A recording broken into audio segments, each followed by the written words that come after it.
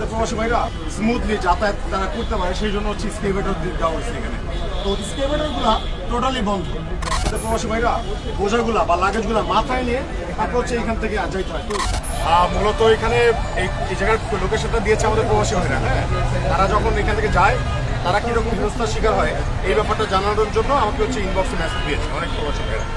তো এই দেখতে পাচ্ছেন ওই সামনে এয়ারপোর্ট, ওই এয়ারপোর্ট আর ঠিক উল্টো পাশে হচ্ছে আমাদের রেলওয়ে স্টেশন।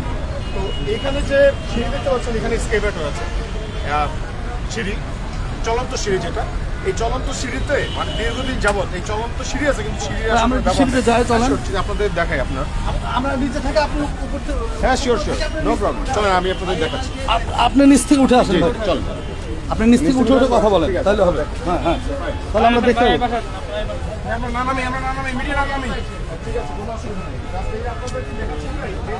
একটা সাইড ক্লিয়ার করে দেন না ভাই, এক সাইড করে আপনারা হাঁটেন।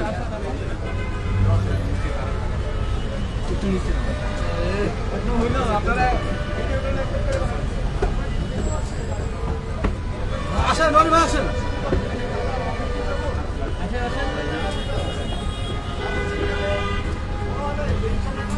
আরে ভাই রে ভাই, সামনে গেল বুঝলাম কি রে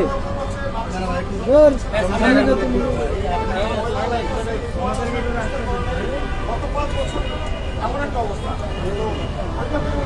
আমাদের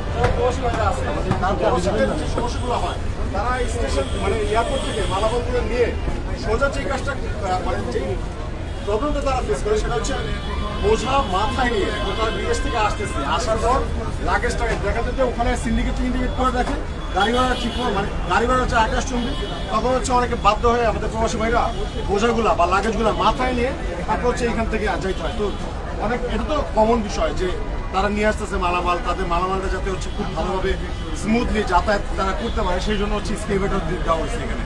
তো স্কেভেটরগুলা টোটালি বন্ধ, টোটালি বন্ধ। এবং হচ্ছে পরিস্থিতি দেখা যায় কি মালামালগুলো যে সে হচ্ছে স্কেভেটরে মানে রাইখা তারপর যে উপরে যাবে সেটা তো কোনো সুযোগই নেই। দেখা যাচ্ছে এই মালামাল নিয়ে তাকে হচ্ছে হাইটা সিঁড়ি ভাইয়ে উপরে উঠতে হইতেছে, আবার সিঁড়ি ভাইয়ে নামতে হইতেছে। এইটা যে দীর্ঘদিন যে পরিত্যক্ত অবস্থায় আছে, এটা যে কোনো রকম কাজ হচ্ছে না, এটা হচ্ছে আপনাদেরকে দেখানোর জন্য নিয়ে আসছি। তো আমরা কয়েকবার কল দিয়েছিলাম ডিএসসিসিকে, এটা ডিএসসিসির দায়িত্ব, এটা রক্ষণাবেক্ষণের দায়িত্ব। তো আমরা বহুবার কল দিয়েছি, তাদের নাম্বার দেখা যায় যে ওয়েবসাইটে তাদের নাম্বার দেওয়া আছে কিন্তু নাম্বার সচল নাই। আমরা কল দিচ্ছি কিন্তু কাউকে কেউ রিসিভ করতেছে না।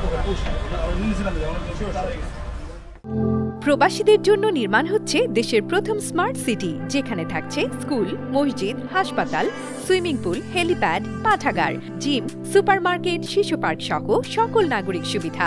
মাত্র 30 লাখ টাকা বিনিয়োগে মিলছে আকর্ষণীয় ফ্ল্যাট। প্লাটিনাম ইনভেস্টরদের জন্য ঢাকা বিমানবন্দরে ভিআইপি প্রোটোকল সুবিধা। বিস্তারিত জানতে যোগাযোগ করুন স্ক্রিনে দেয়া হোয়াটসঅ্যাপ অথবা ইমো নাম্বারে।